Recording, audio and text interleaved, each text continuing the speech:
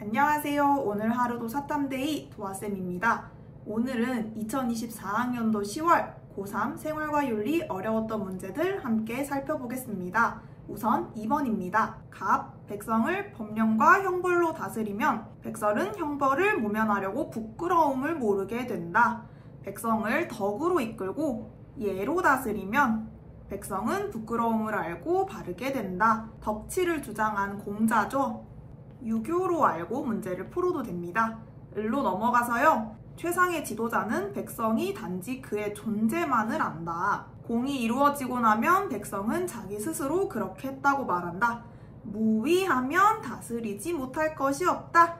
통치자가 백성들이 자연스럽게 스스로 그러할 수 있도록 백성들을 무위로 다스리라고 한 노자죠. 도가로 문제를 풀어도 됩니다.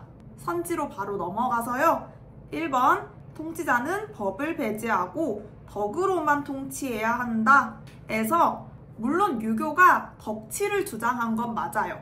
그렇지만 법을 배제한다거나 덕으로만 통치해야 한다고 주장한 건 아닙니다. 특히 유교는 관혼상제 같은 제도도 되게 중시를 했죠. 장례라던가 혼인이라던가 이런 데 있어서 제도를 되게 중시한 사람이었어요. 이러한 법과 제도를 배제한 게 아니라 법과 제도를 세워놓되 그것을 형벌로만 다스리려고 이용하는 게 아니라 덕으로 백성들을 다스려서 백성들이 부끄러움을 느끼고 그래서 스스로 이러한 법과 제도를 따를 수 있도록 했어요. 그래서 법과 제도를 아예 없애자, 아예 배제시키자 라고 한 건 아닙니다.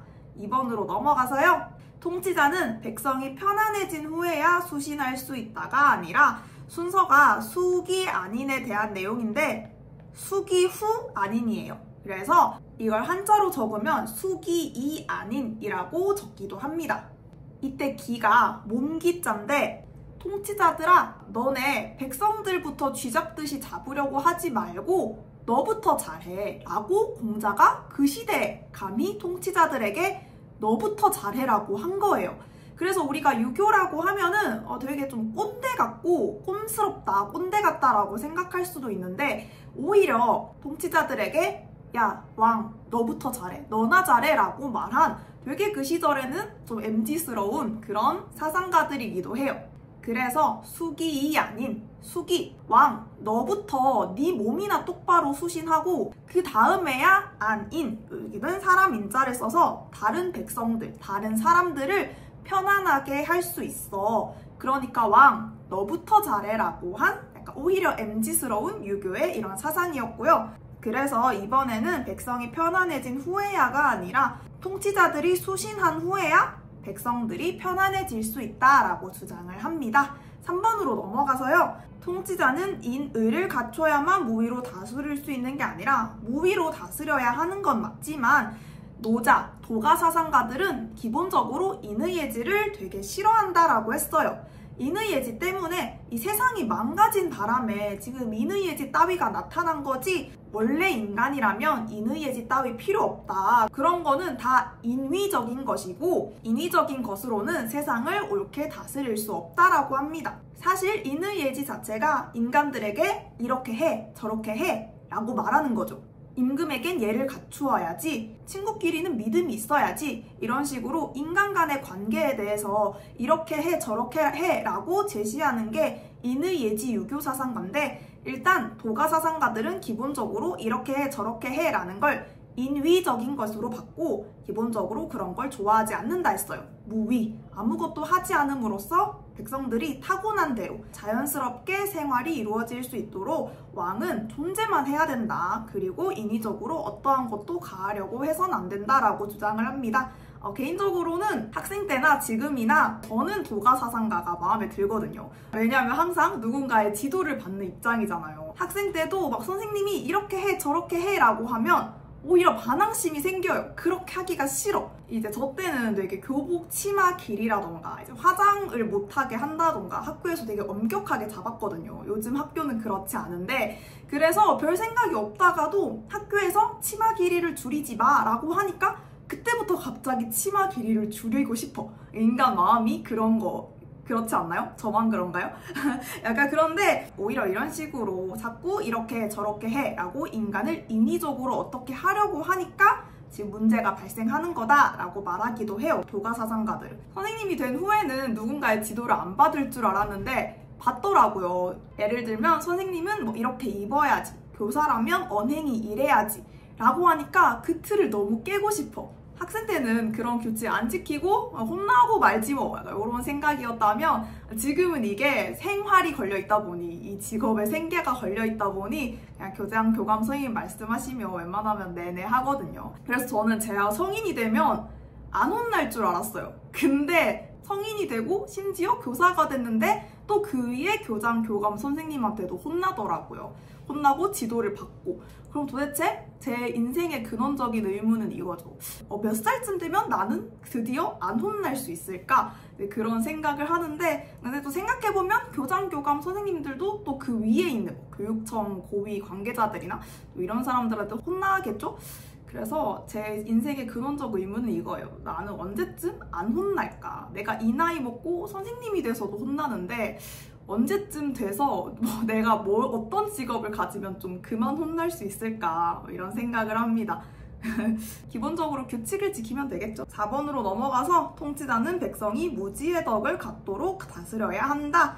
요게 정답입니다. 정답은 4번이고요. 이게 덕 이야기가 나와서 친구들이 헷갈렸을 수도 있어요. 그런데 기본적으로 윤리가 여러분들 중학교 땐 도덕이잖아요. 도덕, 윤리 교과서에 나왔다는 것 자체가 이 친구들도 도덕에 대해서 이야기를 해요. 도가사상가 이름부터가 어떠한 도를 따라야 된다라는 건데 이 덕에 대해서도 이야기를 합니다. 대신에 유교사상가들은 이 덕을 인의예지라고 봤다면 도가사상가들은 덕으로서 통치해야 된다라고 봤지만 이 덕이 인의예지가 아니라 무위의 덕, 무지의 덕, 겸허의 덕, 소박의 덕 이런 식으로 말을 하는 거예요. 덕이라는 덕치가 유교사상가에서 이름을 딱 박아놓고 우리가 배워서 덕치, 덕에 관한 건 무조건 유교랑 우리가 연관해서 생각하기가 쉬운데 그게 아니라 도가사상가들도 도에 대해서 이야기하고 덕에 대해서 이야기해요. 도가사상가들도 도덕에 대해서 이야기를 합니다. 대신 도가사상가들에게 덕이란 인의예지가 아닌 무위의 덕, 무지의 덕을 이야기하는 거예요. 특히 도가사상가들은 인위적인 것을 싫어한다고 했잖아요. 우리 사회가 만들어 놓은 스카이, 서성한, 중경외시, 건동홍숙 이런 식으로 대학교별로 나름 이 계급이 있죠. 고3 때도 이런 스카이, 중경외시 뭐 이렇게 참 태정태세 문단세 외우듯이 옆자리에서 그거 외우고 있는 친구가 있더라고요. 그래가지고 그거 외울 시간에 넌 태정태세 문단세나 외우는 게 어떨까 옆에서 그냥 이렇게 농담을 던졌던 적이 있는데, 그러니까 대학교 계급표를 우리가 만들어 놓으니까 나도 나름 충분히 열심히 노력해서 이런 대학 가려고 했는데 나는 이 인위적인 계급표에 따라 인간이 만들어 놓은 이 대학 계급표에 따라서 서울대 나온 애보다 못한 애인가? 나는 왜 이렇게 노력을 해도 성적이 이것밖에 나오지 않지? 이런 식으로 점점 인간이 위축되기도 하고요. 사회에서 공부뿐만이 아니라 요즘은 성공할 수 있는 길들이 많잖아요. 뷰티든 게임이든 아니면 화려한 언변이든 이런 것들이 다 개개인을 구성하는 각자만의 장점이 되고 자연스러운 개성이라고 할 수 있는데, 우리가 이 지식을 높이는 순간 스카이, 서성한 이런 명문대학교를 못 나오면 나는 멍청하고 공부도 못하고 이 사회에서 쓸모없는 사람 이렇게 돼버린단 말이에요. 그래서 도가사상가들은 지식이라는 것 자체가 인간이 만든 거고 그것을 줬다가는 오히려 더 사회가 혼란해진다. 그러니까 무지의 덕을 갖추도록 해야 된다라고 했어요. 지식을 높이지 않는 거예요. 그렇다면 내가 대학을 나왔든 안 나왔든 내가 어느 대학을 나왔든지 간에 위축되거나 사회에서 쓸모없는 인간 취급되지 않고 나만의 장점을 드높일 수 있겠죠. 그런 거고요. 5번으로 넘어가서요. 통치자는 선악을 구별해 규범을 세워야 한다. 이 선악을 구별하는 건 유교사상가들이나 좋아하지 도가사상가들은 별로 좋아하지 않아요. 이유는 아까도 말했지만 대학교의 구분, 구별 이런 것들 도가사상가들 싫어하잖아요. 왜냐? 그거는 인간의 인위적인 기준이니까요. 도대체 그딴 기준은 누가 만들어서 이렇게 하면은 좋은 거, 이렇게 하면 나쁜 거. 그래서 학창시절에 오히려 저도 이제 되게 선생님들이 좀 별로 안 좋아하는 그런 학생이었는데, 왜냐면 규칙을 좀 잘 안 지켰어요. 자랑은 아닌데 왜 지켜야 되는지를 잘 모르겠는 거죠. 도대체 치마 길이 같은 거 왜 이런 규정을 누가 만들고, 뭐 머리 두발 규정이 있었거든요. 귀밑 5cm를 넘어가면 나쁜 학생이 되는 거예요. 머리카락을 어떻게 기르든지 간에 이런 걸로 그 누가 세운지도 모르는 그 인위적인 기준, 두발, 귀밑 5cm, 그리고 이걸 넘어가서 카라깃에 머리카락이 닿으면 나쁜 학생이 되니까 나는 그렇게 나쁜 사람은 아닌데 이 치마 길이 혹은 이 두발 규정으로 자꾸 주변인들로부터 너는 나쁜 사람이야 라는 말을 들으니까 내가 진짜 나쁜 사람인가? 그러면 몰라, 안 지킬래. 이게 이렇게 되더라고요.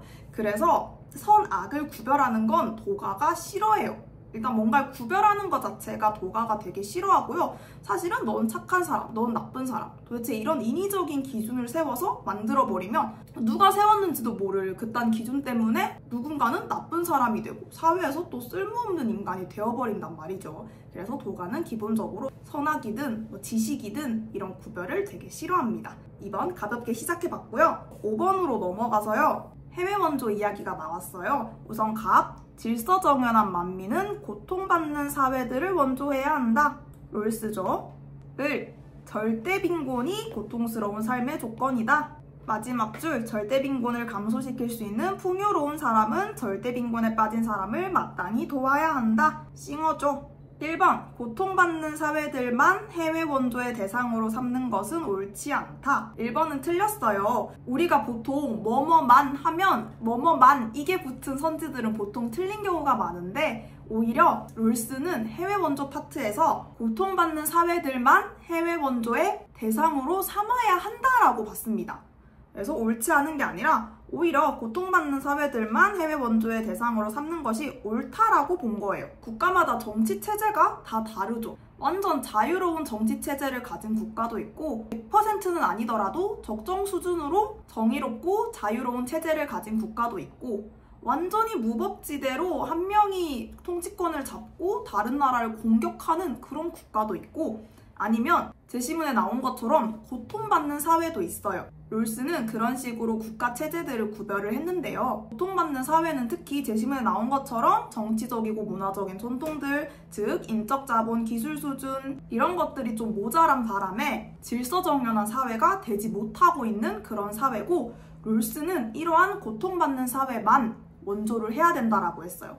어떤 사회가 원조를 하냐면 자유로운 정치체제를 가지고 혹은 거의 적정한 수준의 정치체제를 가진 이런 사회들이 고통받는 사회를 원조해야 된다. 아까 말했던 무법 국가는 포함되지 않았어요. 타국에 대해서 공격을 한다거나 위협을 한다거나 이런 행위를 하는 국가들은 원조의 대상에 들어가지 않고요. 남에게 피해 끼치지 않고 자기 사회 내에서만 고통받는 이런 고통받는 사회들만 원조의 대상으로 삼아야 된다라고 했습니다.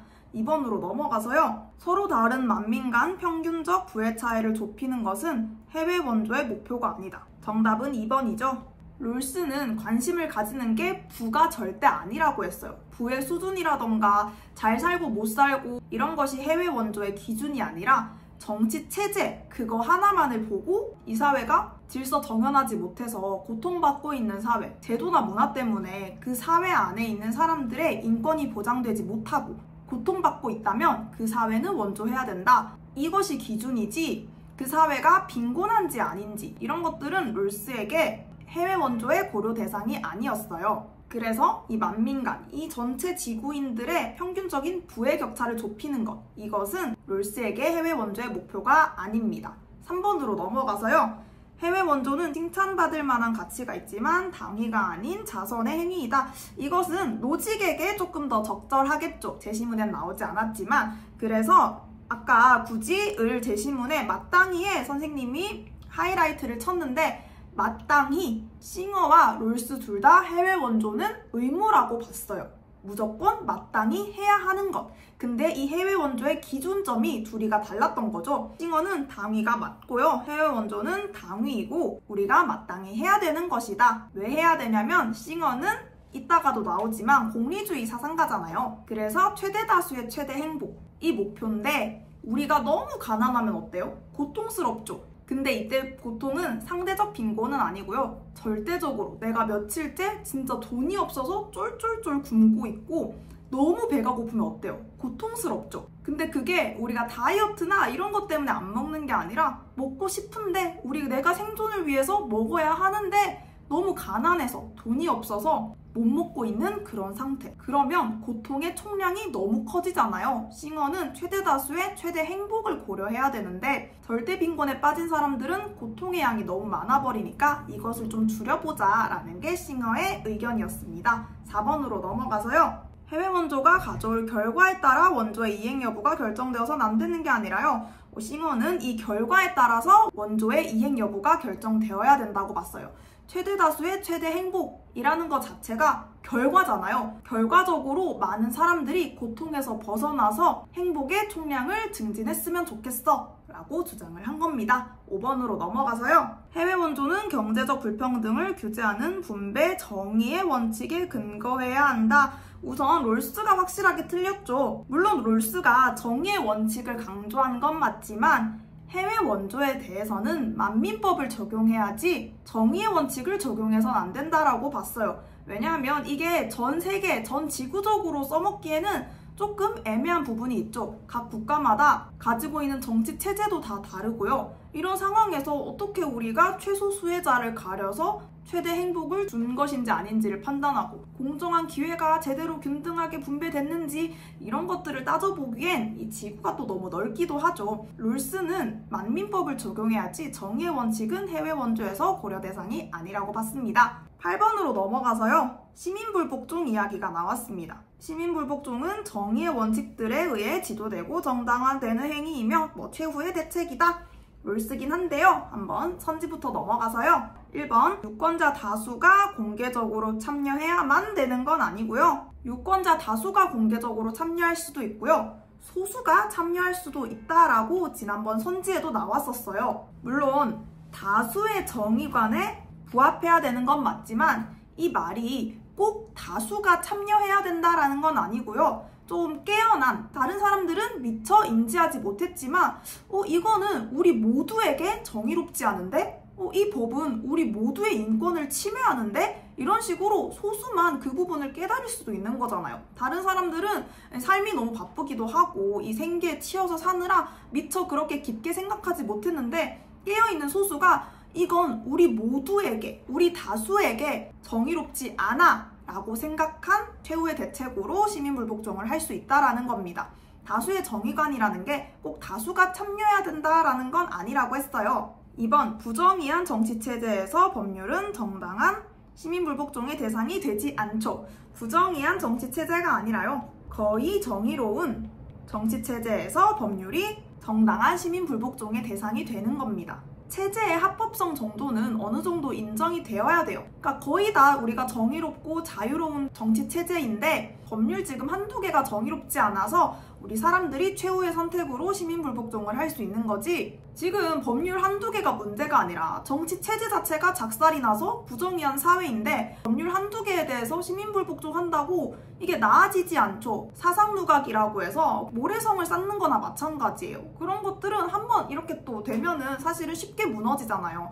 그래서 법률 한두 개에 대해서 우리가 시민불복종을 할 때는 거의 정의로운 정치 체제에서만 가능한 것이지 부정의한 정치 체제에서는 지금 법률 한두 개에 이렇게 우리가 불복종한다고 될 일도 아니고요. 괜히 법률 한두 개에 대해서 시민불복종했다가 완전 불똥이 튈 수도 있죠. 정의롭지 못해서 사람들의 인권이 다 탄압당하고 있고 한 명이 주도권을 쥐고 사람들을 탄압하는데 법률 한두 개에 대해서 시민불복종을 할 수가 없겠죠. 3번으로 넘어가서요. 정의의 원칙에 근거하지 않은 양심적 행위도 정당한 시민불복종이 될 수 없습니다. 정의의 원칙에 근거를 해야 돼요. 롤스는 시민불복종을 하기 위해선 정의의 원칙에 근거해야 된다라고 봤습니다. 제시문에도 나와있죠. 헌법과 사회제도 일반을 규제하는 정의의 원칙들에 의해 지도되고 정당화되는 행위이다 라고 했잖아요. 4번, 최소 수혜자에게 최대 이익을 주지 못하는 정책에 대해 시민불복종은 정당화된다가 아니죠. 최소 수혜자에게 최대 이익을 주자, 이거는 차등의 원칙이고 차등의 원칙은 시민불복종을 고려하는 정의의 원칙에 제외되었어요. 왜냐하면 차등의 원칙은 취약한 계층에 대해서 복지를 어느 정도 향상해 주자라는 거잖아요. 교육이라던가 경제적 지원이라던가 의료라던가 이런 부분에서 복지를 향상해서 최소 수혜자에게 최대 이익을 주고, 그렇게 될 때만 사회 경제적 격차가 벌어지는 걸 허용하자, 그 불평등을 허용하자라는 거였잖아요. 그런데 우리가 또 이런 교육이나 의료나 경제적 지원이나 이런 것들은 추가적으로 해주는 건데, 해줘라는 거에 대해서 해주지 않는다고 불복종할 게 없잖아요. 불복종의 대상이 없을 뿐더러 이걸 안 해준다라고 해서 우리가 안 해준다라는 건 그 법이 없다는 건데, 그거에 대해서 어떠한 우리가 불복종을 할 수가 있겠어요. 그래서 시민불복종의 대상은 공정한 기회균 등이 어긋났거나 기본적 권리를 평등하게 보장받지 못했을 때 허용이 돼요. 예를 들면 표현의 자유가 심각하게 침해됐어요. 어떤 사람에게는 의견을 발설하고 인터넷에 글을 쓰는 것을 허용해 줬으면서 나한테는 여자라는 이유로, 혹은 인종이 어떻다는 이유로, 인종이나 나이나 연령, 성별 이런 것들에 따라서 너는 여자니까, 너는 남자니까, 너는 흑인이니까, 너는 백인이니까 인터넷에 글을 쓸 수가 없어라고 한다면 표현의 자유가 심각하게 위배된 거죠. 기본적 자유의 평등한 보장이 심각하게 위배된 거죠. 우리는 이러한 법률에 대해서는 시민불복종을 할 수가 있다라는 거예요. 왜냐면 여자나 남자, 흑인이나 백인이 한두 명이 아니라 다수죠. 이런 다수의 정의관에 부합하지 않기 때문에 시민불복종을 할 수가 있는 겁니다. 5번으로 넘어가서요. 평등한 자유의 원칙을 위반한 정책은 정당한 시민불복종의 대상이 되지 않는 경우가 있다. 5번이 정답입니다. 평등한 자유의 원칙을 심각하게 위반했을 때는 시민불복종의 대상이 되지만, 심각하게 위배되는 것이 아니라 살짝, 약간 위배했다면 이것은 시민불복종의 대상이 되지 않는다라고 했어요. 이 기준은 불의의 심각성을 본다고 했어요. 예를 들면 인터넷 셧다운제, 우리가 말이 되게 많았던 정책인데요. 넌 여자니까, 너는 남자니까, 너는 인종이 어떠니까 이렇게 해. 너는 인터넷에 글을 쓸 수 없어. 이건 엄청 심각하죠. 그런데 그러지 않고 연령이 어린 아동들을 보호하기 위해서 19세 이런 음란물이라던가 심각한 공격성을 보이는 매체를 제한하는 거, 이거는 그 의도가 완전 100% 부정의한 건 아니잖아요. 완전 너무 심각하게 불의한 건 아니기 때문에 어느 정도 어린아이들이 음란물이나 아니면 공격성이 심한 잔인한 장면이나 이런 매체를 접하지 못하도록 나라에서 또 규제를 하고 있고, 이 정도는 우리가 받아들이고 그 법을 지키고 있다고 볼 수 있습니다. 오늘은 이렇게 2번, 5번, 8번을 함께 다뤄봤는데요. 오늘도 재미있고 유익한 시간이었으면 좋겠습니다. 오늘도 사탐데이!